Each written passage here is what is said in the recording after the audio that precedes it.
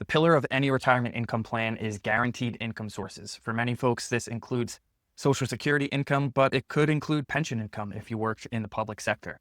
Having two guaranteed income sources in retirement is great because it raises your income floor. It puts that floor in place. Both Social Security and pension income are what we like to refer to as one-way doors. Once you go through the door, you can't come back out. You're locked into that choice. So, with Social Security, you're claiming early. Do you wait till full retirement age? Do you delay till 70? Once you make that choice, you're locked in. With your pension, it's the same thing. Once you make that choice, you're locked into it for the rest of your life. You can't change it.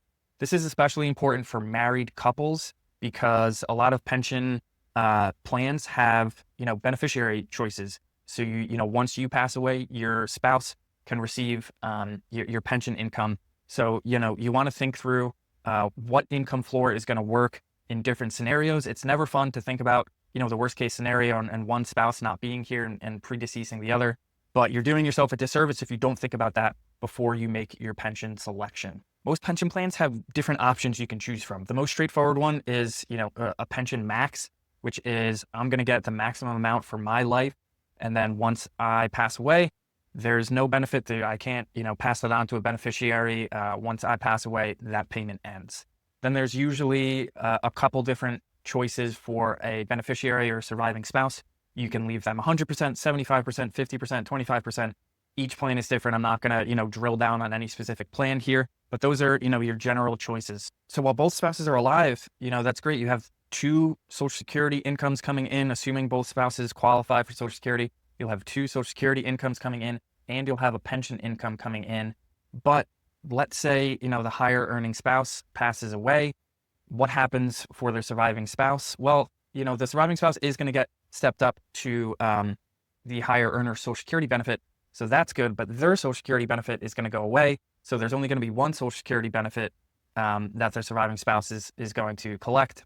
And if the pension max option was chosen where, there's once you pass away, there's nothing, there's no benefit for the spouse, then three guaranteed income sources are suddenly down to one. Just to put some numbers behind it, let's say all three sources of income were $10,000 per month. Now their surviving spouse is down to one with just the Social Security benefit of, let's say, $4,000 per month.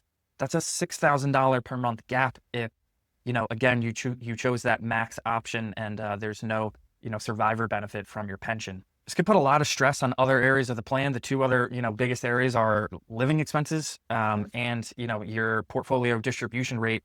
You either have to make up the $6,000 gap from somewhere, most likely from investments, or, the surviving spouse is going to have to significantly decrease their cost of living.